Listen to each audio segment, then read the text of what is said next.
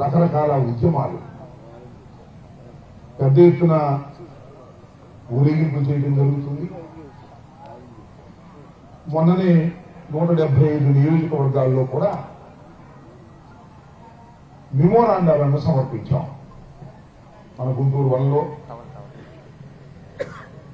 నా నాయకత్వంలో వారు ఎంఆర్ఓకి, నేను ఆర్డీఓకి ప్రైవేట్ పరం చేయడం తప్పు, ఈ ప్రైవేటీకరణని మీరు విత్డ్రా చేసుకోండి అని డిమాండ్ చేస్తూ విజ్ఞాపన పత్రాలు సమర్పించాం. అది ఒక దశ.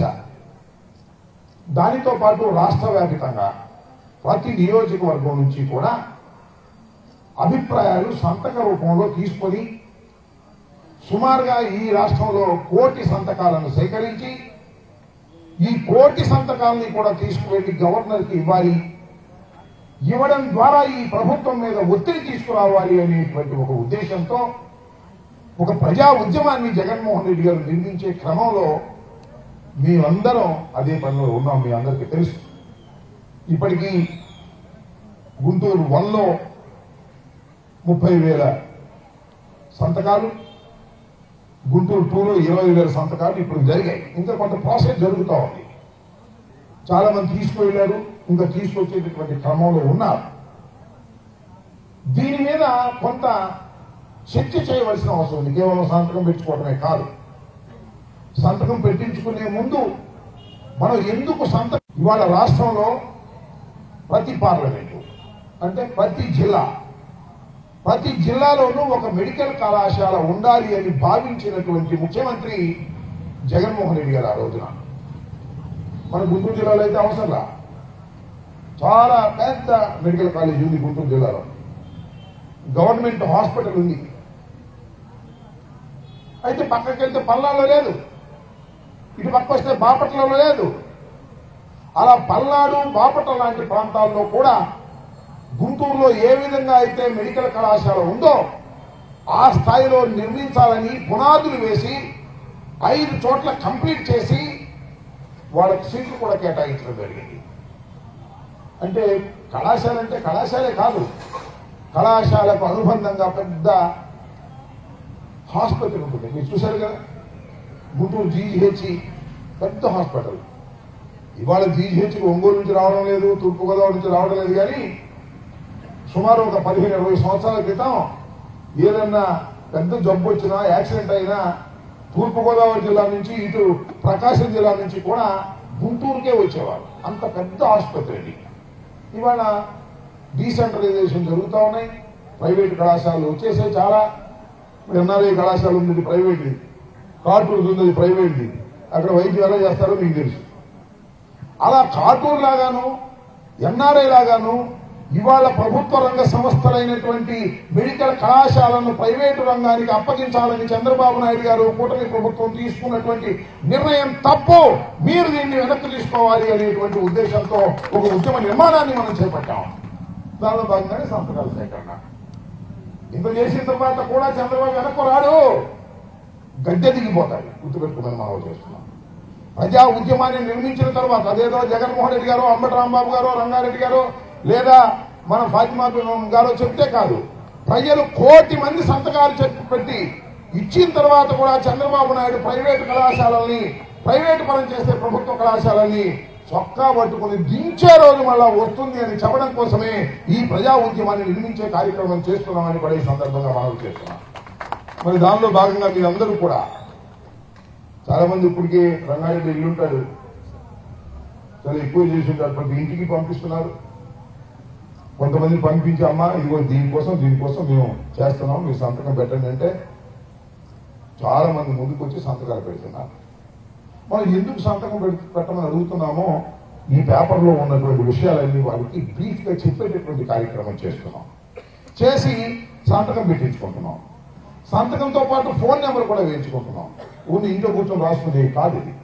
ఖచ్చితంగా ఫోన్ నెంబర్ ఇస్తున్నామంటే ఖచ్చితంగా ఆ నెంబర్కి ఫోన్ చేసి కనుక్కోవచ్చు అనేటువంటి ఉద్దేశంతో ఆ విధంగా పెద్ద ఎత్తున ఒక ప్రజా ఉద్యమాన్ని నిర్మించే కార్యక్రమంలో ఇవాళ గుంటూరు 1లో మరి ఫాతిమా గారి నాయకత్వంలో, రంగారెడ్డి నాయకత్వంలో మన వాటిలో ఈ కార్యక్రమం పెట్టారు.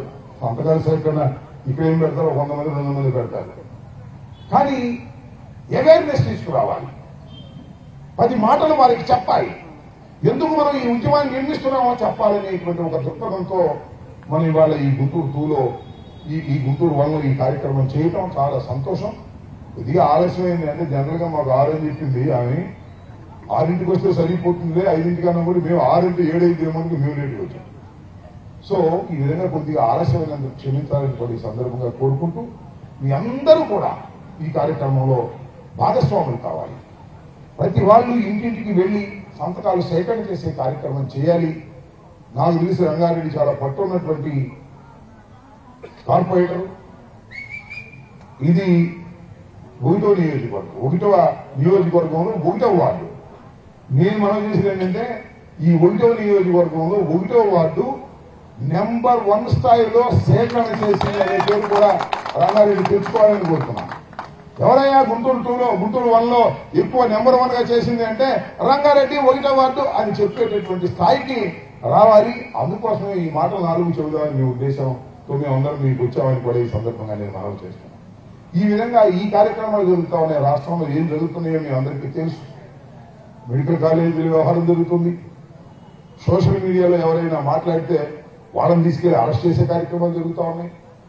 ఇప్పటికే మన మీ నియోజకవర్గానికి చెందినటువంటి తారక్ సుమారుగా 50-60 రోజుల నుంచి జైల్లో ఉన్నాడు. పాతకుంటూ ఈ నియోజకవర్గానికి నాకు బాగా తెలుసు. తారక్ ప్రతాప్ రెడ్డి అనుకుంటాను. తారక్ ప్రతాప్ రెడ్డి అన్యాయంగా అక్రమంగా ఒక మంచి కుర్రవాడు, చదువుకున్న కుర్రవాడు, ఐటీలో పనిచేసిన వాడు, సోషల్ మీడియాలో పనిచేస్తుంటే అన్యాయంగా అక్రమంగా తీసుకువెళ్లి ఇవాళకి 60 రోజులు. మర్డర్ కేసులు కూడా 2 రోజులు, మర్డర్ కేసులు కూడా నెలకో 2 నెలకో బెయిల్ చేస్తుంది. చదువుకున్నటువంటి ఒక యువకుణ్ణి 60 రోజులు పైచికి వాళ్ళ జైలు నిర్బంధించారంటే ఎంత దుర్మార్గంగా ఈ ప్రభుత్వం వ్యవహరిస్తుందో దయచేసి ప్రజలు అర్థం చేసుకోవాలని కూడా మనం చేస్తున్నాం. అయినా ఉంటే పీపీపీ మోడ్ అన్నారు కదా, ఇక్కడ కూడా పీపీపీ మోడ్ ఇచ్చేస్తున్నారు. నేను ఇక్కడ ఏదో ఉందేంటమ్మా మీ పార్కు మానస సరోవరం, అది కూడా పీపీపీ మోడ్ ఇచ్చేస్తానండి రేపు మాపు చెప్తున్నారు. అక్కడేమో మొన్న ఏంటది థియేటర్, నార్లా థియేటర్ అని మన వాళ్ళు కొంత కట్టారు మున్సిపాలిటీ. దానిలో 6 కోట్లు ఇంకా ఖర్చు పెడితే అయిపోతుందంటే దాన్ని పీపీపీ మోడ్లు ఇవ్వాలని ఒక తీర్మానం చేసి పంపించారు. అంటే ఎక్కడ ఖాళీ స్థలాలున్నా, ఎక్కడ విలువైన భూములున్నా ఇచ్చి డబ్బులు సంపాదించుకోవాలనేటువంటి పద్ధతుల్లో ఇక్కడ శాసనసభ్యులు ఉన్నారు. 1 and 2 కమిషన్ గురించి చెప్పాల్సిన అవసరం లేదు. ఇది 1 and 2 కన్నా ముందు అసలు అది 1 and 2 సంబంధం లేదంట. 8% కమిషన్ ఇస్తుందంటే ఎమ్మెల్యే చేసేస్తా అంట. విన్నారా మీ దగ్గర? 8% ఎమ్మెల్యే చెప్పవసరలా, మినిస్టర్ చెప్పవసరలా, లేదు ఆయన పేరేంటి ఎంపీ గారు ఉండే ఆయన చెప్పవసరలా. 8% కమిషనర్ కొడితే కమిషనర్ గారు బిల్లు చేసేస్తాడు. ఇది బయట అనుకున్న విషయం నాకు తెలియదు, నేనే కాంట్రాక్టర్ కాదు. ఒక బిల్లు, ఒక 10 లక్షల బిల్లు కావాలి అంటే 8% ఎంత అవుతుంది? 80,000 కొడితే 10 లక్షల బిల్లు అయిపోతుంది. ₹1,00,00,000 అనుకోండి, 8 లక్షలు కొడితే అయిపోద్ది. ఇంకేం పని అవసరం, పని చేయాలో చేయకూడదో నాకు తెలియదు. ఈ రకంగా అతి దారుణంగా ఇక్కడ ఉన్నటువంటి కమిషనర్ డబ్బులు వసూలు చేసుకునే కార్యక్రమంలో నిమగ్నమైపోయి ఉన్నాడు. ఎమ్మెల్యే చెప్పిన ఏంటంట క్యాష్ పెడితే, ఇక్కడ ఒక ఆయన ఉన్నాడు ఎమ్మెల్యే నజీర్, ఆయన చెప్పినప్పుడు ఏంటంట ఆయన. అప్పుడు ఒక ఆయన ఉంది మాధవి గారు, పాప మహిళ మంచిదే, ఆయన చెప్పిన ఏంటంట. ఇంకో ఆయన ఉన్నాడు ఆంజనేయులు, ఆయనేమో ఇంతకుముందు మన కలెక్టర్ గా పనిచేశాడు, ఆయన చెప్పిన ఏంటంట 8% కమిషన్ అవుట్. వీళ్ళకేం సంబంధం లేదు. ఇక అంత దారుణంగా డమ్మీలు అయిపోయాడు. ఎమ్మెల్యేలు గుర్తుపెట్టుకోమని మనం చేస్తున్నా. ఎమ్మెల్యేలను డమ్మీలు చేసి డబ్బులు సంపాదించుకోవటమే ప్రధాన కార్యక్రమంగా పెట్టుకున్నాడు కమిషనరు. ఇది కాదని చెప్పని అడుగుతా ఉన్నా.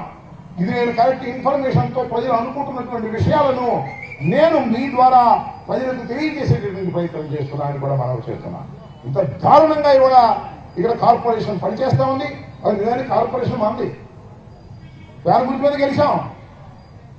రంగారెడ్డి లాంటి వాళ్ళు నిలబడ్డారు, మెట్రోలు పారిపోయారు.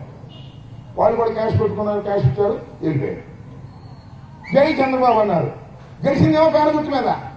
అక్కడికి వెళ్ళేమో జై చంద్రబాబు అన్నారు, కొనేశారు, అమ్ముడు పోయారు. మన పార్టీలో గెలిచినటువంటి కార్పొరేటర్లు ఇది చాలా సిగ్గుచేటని మనం చేస్తున్నాం. ఇంత దుర్మార్గమైన రాజకీయాలు ఏమైనా చేస్తున్నారు. 5 సంవత్సరాలు కూడా కార్పొరేషన్ పరిపాలించేటువంటి హక్కు వైఎస్ఆర్ కాంగ్రెస్ పార్టీకి 5 సంవత్సరాల క్రితం ప్రజలు ఇస్తే అమ్ముడుపోయినటువంటి చౌకబారు కార్పొరేటర్ల వల్ల ఇవాళ ప్రజాస్వామ్యం కూలి అయిపోయింది. దానితో పాటు కమిషనర్ సొమ్ము చేసుకునే కార్యక్రమం చేస్తున్నాడు. దీన్ని ప్రజలు గమనించాలి, ఖండించాలని కూడా ఈ సందర్భంగా మనం చేస్తున్నాను. ఎక్కడైనా మున్సిపల్ స్థలాలను ప్రైవేటీకరణ చేయడానికి ప్రయత్నం చేస్తే వైఎస్ఆర్ కాంగ్రెస్ పార్టీ ఖచ్చితంగా దాన్ని ఎదుర్కొంటుంది, ఆలోచన చేస్తుంది, అవసరమైతే న్యాయస్థానానికి వెళ్తుంది, నిలదీస్తుందని కూడా ఈ సందర్భంగా నేను చెప్పదలుచుకున్నాను. కాబట్టి మీ అందరికీ మనవి చేసేది ఇది. ఇవాళ చాలా దారుణమైన పరిస్థితి రాష్ట్రంలో ఉంది, దారుణమైన పరిస్థితి మన కార్పొరేషన్లో ఉంది. వీటన్నిటిని దృష్టిలో పెట్టుకొని ఇవాళ మనకి 6 మాసాలు అవుతుంది. అందుకే గవర్నమెంట్ పోయి వాళ్ళ గవర్నమెంట్ నుంచి 6 మాసాలు అవుతుంది. చివరి సంవత్సరం ఏమవుతుంది ఎవరు కూడా వాడిదే. ఇంకా 2.5 సంవత్సరాలు ఉంది. సంవత్సరం గడిచిపోయింది. ముందుంది ముసళ్ళ పండుగ, జమిలీలా దేవిలాదే ముందుంది ముసళ్ళ పండుగ అని మనం చేస్తున్నారు. ఇవాళ మీరు పిచ్చి పిచ్చి చేష్టలు చేస్తున్నారు తెలుగుదేశం వాళ్ళు. మీ పిచ్చి పిచ్చి చేష్టలకి, మీ దౌర్జన్యాలకి, మీ అన్యాయాలకి, మీ అక్రమాలకి సమాధానం చెప్పే రోజు ఒకటి వస్తుంది. గుర్తుపెట్టుకోమని మనం చేస్తున్నా. ఆ సమాధానం చెప్పే రోజున మీరు తట్టుకోలేరు జగన్మోహన్ రెడ్డి గారిని గుర్తుపెట్టుకోమని మనం చేస్తున్నాం. ఇవాళ జగన్మోహన్ రెడ్డి గారు మీరు ముగ్గురు కలిసి వస్తే మీరు గెలిచారు. ఇవాళ జగన్మోహన్ రెడ్డి గారికి 40% ఓట్ షేర్ ఉంది. గుర్తుపెట్టుకోమని మనం చేస్తున్నాం. 40% ఓట్ షేర్ 11 అంకెలో కనపడవచ్చు. ఇదే చంద్రబాబు నాయుడు గారు 2014లో గెలిచాడు, గుర్తుంది కదా. 2019లో ఓడిపోయాడు, గుర్తుంది కదా. అప్పుడు 23 సీట్లు వచ్చాయి. అప్పుడు అతని పర్సెంటేజ్ ఎంతో తెలుసా? ఇంత కూడా లేదు. ఇప్పుడు మనకి 39.4% మనకు వచ్చింది. ఆయనకు అప్పుడు వచ్చింది 39.2% వచ్చింది. మనకన్నా తక్కువ ఓట్లు వచ్చినా టెక్నికల్ గా 23 సీట్లు వచ్చాయి. ఇవాళ మనకన్నా వాళ్ళకన్నా మనకు ఎక్కువ ఓట్లు వచ్చినా టెక్నికల్ గా 11 సీట్లు వచ్చాయి. ఇది తేడా. రాబోయే కాలం మనదని మనం చేస్తున్నాం. ఈ 39% ఏదైనా తగ్గదు, పెరగడమే పనిగా. ఇప్పటికే ఓ 10% పెరిగి ఉంటుంది నాకు తెలిసి. సుమారుగా 39 నుంచి 49 అయి ఉంటుంది. ఇంకా ఈ సంవత్సర కాలంలో, ఈ 2.5 సంవత్సరాల కాలంలో ఇంకా 5 పెరిగితే 60 మనం 40 అంటే మన స్థానంలోకి వాళ్ళు వస్తారు, వాళ్ళ స్థానంలోకి మనం వెళ్తాం. గుర్తుపెట్టుకుని మనం చేస్తున్నాం. చంద్రబాబు చెప్పిన ఏ ఒక్క వాగ్దానాన్ని నెరవేర్చలేదు పూర్తిగా. అక్కడెక్కడ నెరవేరుస్తున్నాడు, పూర్తిగా మాత్రం నెరవేర్చరా. అదేమంటే 4,000 పెన్షన్ ఇచ్చాను అంటున్నాడు. అది ఒకటి ఇచ్చాడు. కడవాయన్ని గోల్మాల్. అమ్మఒడి సరిగా లేదు, అది కూడా 1 సంవత్సరం అయిపోటేశాడు. ఈ విధమైన దౌర్భాగ్యమైన పాలన జరుగుతూ ఉన్నది. కాబట్టి వైఎస్ఆర్ కాంగ్రెస్ పార్టీ కార్యకర్తలకు మనం చేస్తున్న ఐక్యంగా ఉండండి. మనం చేయవలసింది ఒకటే, కూటమి ప్రభుత్వాన్ని, చంద్రబాబు ప్రభుత్వాన్ని కూల్చేంత వరకు నిద్రపోకుండా పనిచేయవలసినటువంటి బాధ్యత ప్రతి వైఎస్ఆర్ కాంగ్రెస్ పార్టీ కార్యకర్త మీద ఉన్నది అనే విషయాన్ని దయచేసి గుర్తుపెట్టుకోమని మనం చేస్తున్నాం. ఐక్యంగా ఉంటే అవుట్ వాళ్ళు. ఇంకా ముందు మన ప్రజా ఉద్యమాల దెబ్బకు తట్టుకొని కూడా తట్టుకోలేరు. వాళ్ళు ఈ పోలీసులు అడ్డం పెడతారు. మనం చూశారు కదా, వాళ్ళు మా కాన్స్టిట్యున్సీ అక్కడ ఆయన పెట్టారు, లోకేష్ చుట్టం అంట. మీ అసలు బ్యారికేడ్ అడ్డం పెట్టేస్తున్నాడు. మరి అమ్మాయి కూడా చేసింది, బ్యారికేడ్ అడ్డం పెట్టారమ్మా, పెట్టలేదా? ఏమో సింపుల్ పెట్టారా? ఇక్కడ ఆయన బాగుంచారు. రాంబాబు అయితే మాత్రం బ్యారికేడ్ అడ్డం పెడుతున్నారు. అంటే ఏంటయ్యా బాబు అంటే, మేము లోకేష్ గారు చుట్టం అన్నాడు. ఊరి లెక్క నువ్వు లోకేష్ చుట్టం అయితే మాకు లెక్క ఏంటి? లోకేష్ నే లెక్క చేయవు, లోకేష్ బాబు చంద్రబాబునే లెక్క చేయవు, నువ్వు లెక్క అని అడుగుతా ఉన్నా. మేము న్యాయం కోసం, ధర్మం కోసం పోరాడేటటువంటి రాజకీయ నాయకులం. దొంగలం కాదు, రౌడీలం కాదు, దగాకోరులం కాదు. మెడికల్ కళాశాలను ప్రైవేటీకరణ చేస్తుంటే పోరాడుతున్నటువంటి యోధులం. మీరు బారికేడ్లు పెట్టినా ఎత్తి అవతల పడేస్తాం. గుర్తుపెట్టుకోమని మనం చేస్తున్నాం. కాబట్టి అన్నిటికన్నా మించి మీ ఆదరణ కావాలి, మీ అభిమానం కావాలి, మీ సహకారం కావాలి. మీరు మమ్మల్ని ముందుకు నడిపించేటటువంటి శక్తి ఇచ్చేటటువంటి కార్యక్రమం చేయాలి. దానికి ఒక్క ఆయుధం, భయం వీడండి, ఐక్యత పెంచండి, వైఎస్ఆర్ కాంగ్రెస్ పార్టీని గెలిపించండి, జగన్మోహన్ రెడ్డిని మరొకసారి ముఖ్యమంత్రిగా చేయండి అని మనస్ఫూర్తిగా మిమ్మల్ని కోరుకుంటూ ఈ అవకాశం కల్పించినటువంటి మిత్రుడు రంగారెడ్డి గారికి అదేవిధంగా నూరి ఫాతిమమ్మకి నా హృదయపూర్వకమైనటువంటి ధన్యవాదాలు తెలియజేసుకుంటూ మీరు సెలవు తీసుకుంటున్నాను. జై హింద్, జై జగన్.